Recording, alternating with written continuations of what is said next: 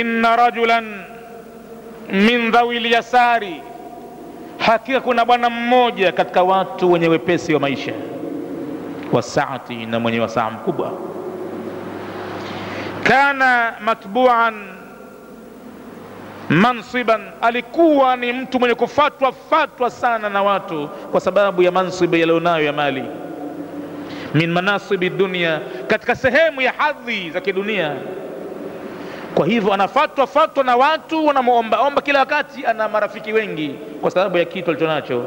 Fagharrathu dunyahu, bwana huyu ikamkhadaa dunia yake. Wa kana yaishu ma'a zawjatihi wa ummihi, na alikuwa anaishi kwa pamoja na mkewe na mama yake mzazi, nyumba moja. Mama mtu akajiona kwamba mimi sasa nastiriwa na mwanangu, kimfaacho mtu chake, bila shaka sasa nitapata kivuli changu, nimo ndani ya nyumba ya mwanangu. Ala, wa usibat ummuhu biljununi, mara umri umekuwa mrefu, maskini yule mama akapatwa na maradhi ya ugonjwa wa akili,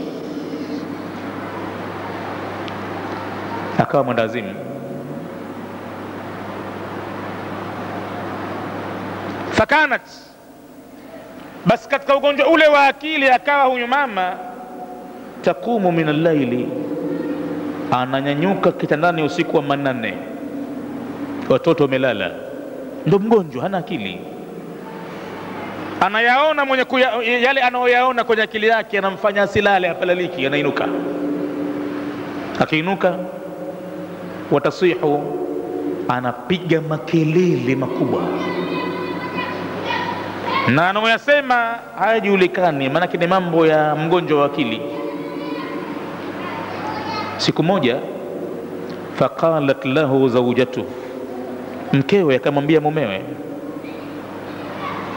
waqad wada'at ra'saha, na kavizia ile mwanamke wakati amekiweka kichwa chake amama ra'sihi, mbele ya kichwa cha mumewe, ala wisadatin wahida, wakiwa juu ya mto mmoja wa kulalia. Akaona nafasi hii hapa sasa hivi nisilaze damu, ikabidi akamwambia mumewe, wakati wako pamoja sambamba juu ya kitanda, kichwa cha mke anafanya deko, kiko mbele ya kichwa cha mumewe kwenye mto mmoja. Anamwambia mumewe sasa kwa sauti nyororo, sauti anayoijua, sauti ya mtego. Kwa mumewe akitamkia sauti kama ile lazima mtase, amtie baroni. Akamwambia, hal sanadhallu fi hadha shiqa, anamwambia mume wake kwamba na suala moja nataka kuulize. Mume anamwambia, uliza 100. Moja nini? Wewe uliza 100, unasemaje? Akamwambia, hal sanadhallu fi hadha shiqa, hivi sisi tutaendelea kudumu siku zote katika shakawa hii na tabu hii, min ajli ummik, kwa sababu ya mama yako huyu, mpaka lini? Mimi nakuonea huruma mume wangu, unarejea kazini, kazi zako nzito, zina tabu, unatumia akili sana muda mrefu, halafu wakati kupumzika huyu bibi anainuka usiku wa manane, anapiga makelele, hapalaliki tena, panakuwa. Je, mume wangu, mpaka lini mambo haya? Hebu niambie mwenyewe. Na sio wewe tu, na mimi silali vile vile, zuku limekuwa kubwa. Faqala laha, yule bwana imani yake kwa mama yake bado kubwa na nzito, akamjibu mkewe, akamwambia, wa madha af'alu bi ummi, mimi nitafanya nini na yule mamangu mzazi? Nifanyaje mimi afu mgonjwa wa akili? Qalat lahu, mwanamke akamjibu mumewe akamwambia, ufanyeje? Unanichekesha, la kulifanya ulijue. Unataka kunionyesha uzebe na upumbavu wa mwanamume mzima? Tunateseka siku zote hapa, siku 8 hapa laliki, alafu unasema tufanyaje? Vipi utafanyaje? Huna la kulifanya we? Akamwambia, nifanye nini na yule mamangu mzazi mimi? Akamsikiliza, mimi nitakupa njia. Innaha tas'adu ila sath, mama yako usiku wa manane anapanda anakwenda juu kwenye varanda ya fatano, kila yaumin, kila siku anapiga makelele kule, anaimba. Utafanyaje vipi? Fas'ad waraaha, panda na wewe nyuma yake, kinyume nyume asijue. Utafanyaje vipi? Mvizia anapanda juu kileleni kule, panda nyuma yake kidogo kidogo hivi, nyatia nyatia. Thumma, kisha baada ya hapo, ikdhifha, msukumilie mbali na fasaba kwa fatano kule, min fawqi sathi, wakati kujua varanda juu kule. Utafanyaje vipi? Huku mwanamke akiwa na deka na uzuri wake, kajipamba na kila aina manukato, ameweka kichwa chake kwenye mto mmoja na mumewe, anazungumza habari ya mama yake yule mumewe, yani mkwewe, na anamfundisha mumewe la kumfanyia mama yake. Haya ndiyo mambo walionayo mamama majumbani, hasa mtoto akifika kuoa, balaa kubwa inakuwa. Anasahau kila kitu na anachukua plot na plani anazopewa na mwanamke sasa dhidi ya mama yake mzazi. Mwanamke pengine anakwenda ugangani na waganga kama unavyojua, yataallamuna ma yufarrikuna bihi baina almar'i wa zawji, kitu ambacho amejifundisha ni kutenganisha baina ya mtu na mkewe, mtu na mama yake, mtu na nani wake. Kazi yao ni hiyo tu. Atamwambia chukua maandishi haya na kuandikia, maandishi haya utapolala weka chini ya mto, lala nayo. Utakachokiona usingizini ndio naambie. Shetani tayari kishapaliliwa pale. Shetani anamuonyesha kwamba ubaya anao mama yake mzazi. Hivi watoto wote anaowazaa ni kwamba hakai hata mtoto mmoja, ni mama yake ndio mwenye kuwaua. Ndio shetani kazi yake hiyo. Akishapata mwanya, ukimshamtawalisha basi umekwisha. Matokeo yake anakubali mtu fitna ile kuwa mama yake ndio mbaya, ndio anomdhuria wanawe. Bas mwanamke anamwambia utafanya nini? Huyu mama yako anapanda kila siku ghorofa ya 5 kwenye sehemu ya paa, varanda iko hivi, wewe panda nyuma yake, na ukifika pale juu hapana kungojea jengine, unamvizia vizia pale, msukumilia mbalini. Ikdhifha min fawqi sath, msukumilie mbali juu ya paa kule, na usiogope kitu. Fala yadri, hakuna atakayejua, bimautiha, kwa kifo chake mama yako, ahadun, hata mtu mmoja. Usiku wa manane atajua nani? Wadaratil fikratu, zikaanza kuzunguka fikra, fi ra'si ibniha, katika kichwa cha mwanawe yule bibi. Fikra zinakwenda sasa, zinasema kwamba ayurdhi zawjatahu, hivi ndo amridhisha yule mkewe, au yurdhi ummahu, au amridhishe mama yake mzazi.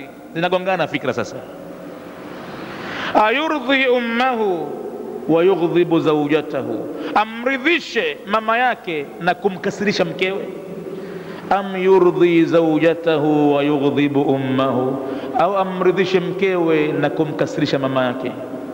Siraun anifun, ilikuwa ni miereka mizito ya mapambano kwenye kichwa, ugomvi mkubwa, akili yake inagombana sasa.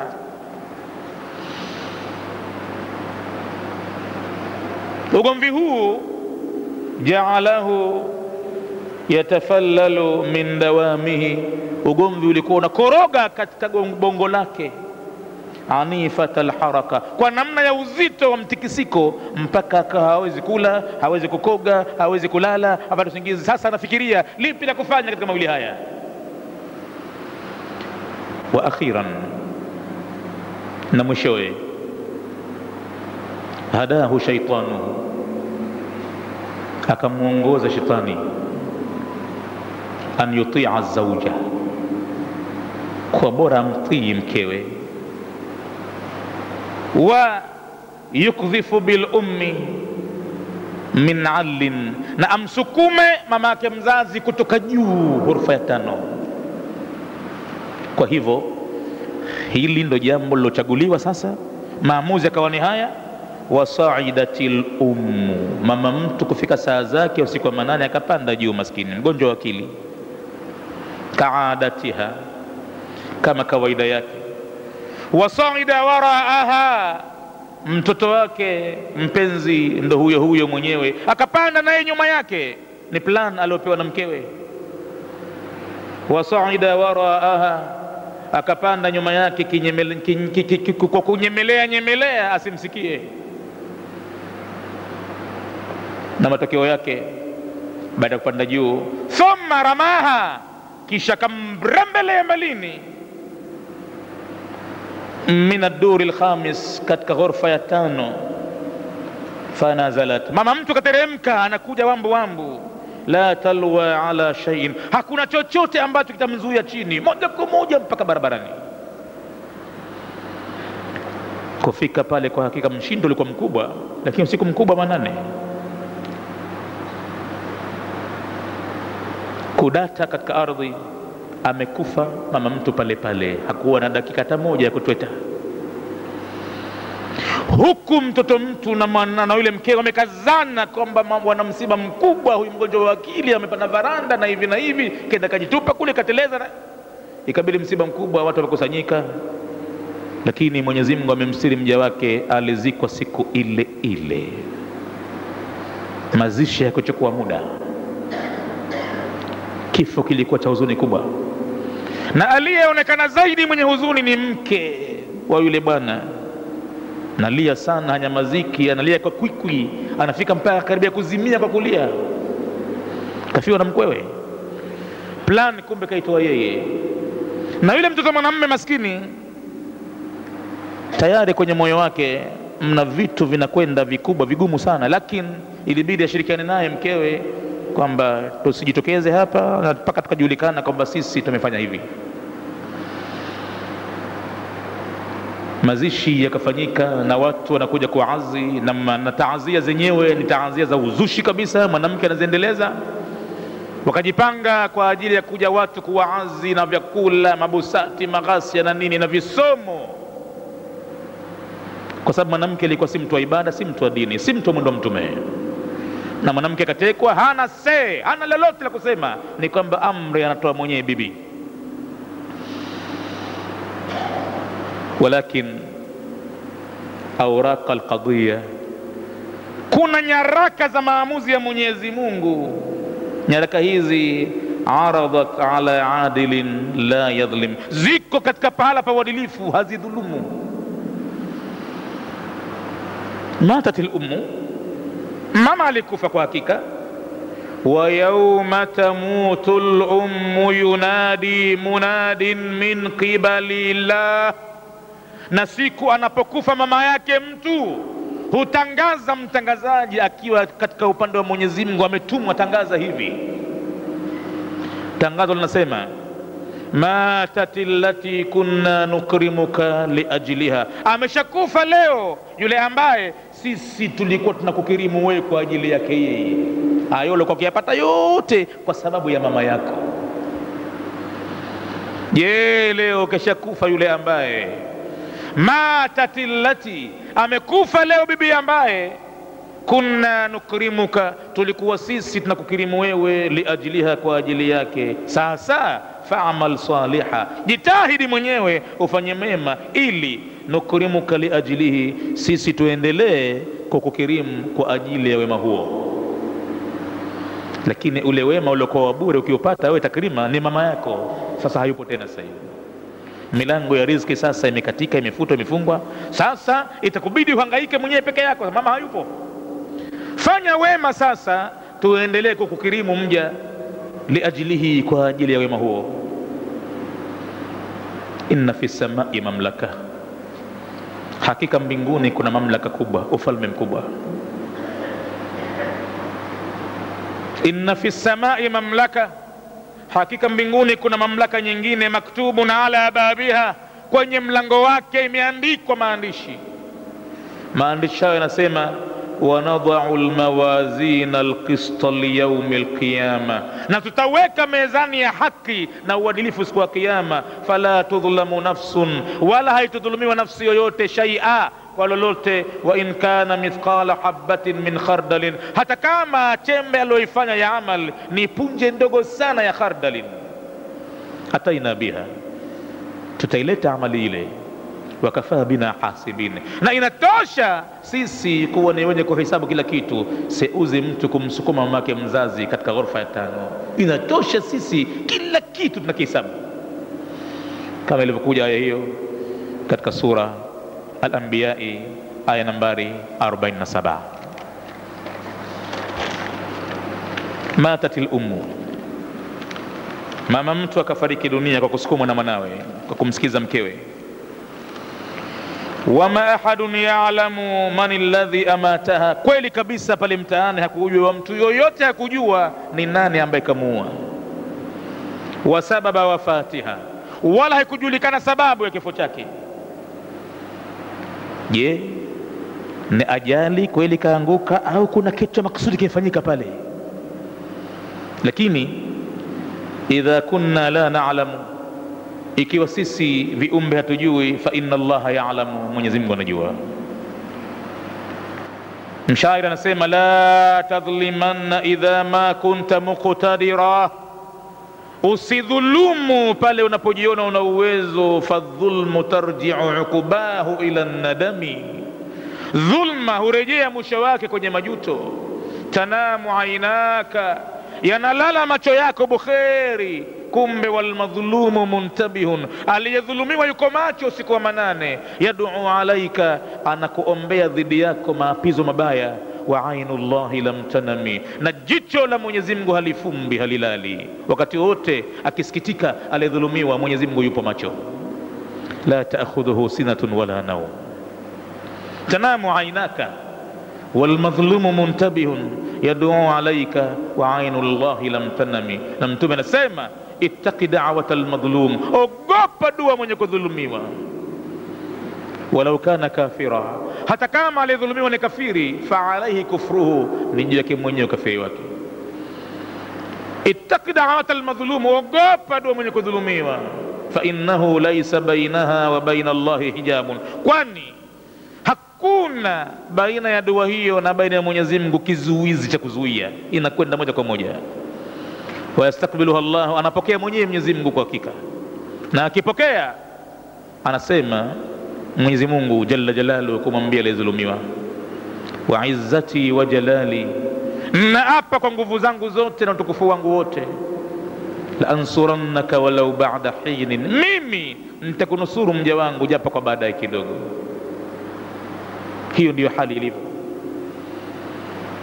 Tanamu ainaka, yanalala macho yako. Ya man gharratka quwwatuka, ewe yule ambaye umekudanganya, zimekudanganya nguvu zako. Falimadha istahkamat fika shahwatuka, kama una nguvu kweli, kwa nini basi yakachukua hatamu matamanio yako yakawa yanakuendesha mbio, yanakuamrisha mambo mengine hayaifai kuwa nayo wewe? Yani si kibinadamu, hasa kwa mtu kama mtu mwenye akili yake, lakini matamanio ndo matamanio yanampeleka mtu mbio. Nguvu ziko wapi sasa ikiwa matamanio peke yake yanampeleka mtu mbio? Wa idha gharraka ghinaka, na utakapokudanganya utajiri wako. Farzuku ibadi yawman wahida, hebu nruzukie waja wangu basi kwa siku moja tu. Ya man gharraka sultanuka, ewe yule ambaye umekudanganya ufalme wako. Ya man gharraka jahuka, ewe yule ambaye umekudanganya jaha yako na kipaji chako. Ya man gharraka junduka, ewe yule ambaye umekudanganya majeshi yako ulionayo ya kulinda mwili wako. Imna al-maut, kama unaweza, kama una walinzi wazuri zaidi, basi zuia mauti. Kama kuna walinzi kweli hasa kuaminika, marksmen hawakosi silaha kupiga, basi imna al-maut, zuia mauti. Idha nazala bika, wakati yatapokuwa tayari mauti yamekwisha kuteremka kwako. Anta abdun dhaifun, lakini wewe ni mja uliokuwa mnyonge. wa hufnatun min at-turabi, na wewe ni kigao kikofi tu cha mchanga, tudasu bil aqdami, ambacho kinakanyagwa na nyayo za binadamu. Fakaifa tatakabbaru ala alwahidi dayani, vipi basi watakabari juu ya yule mmoja aliyemlipaji wa amal za viumbe.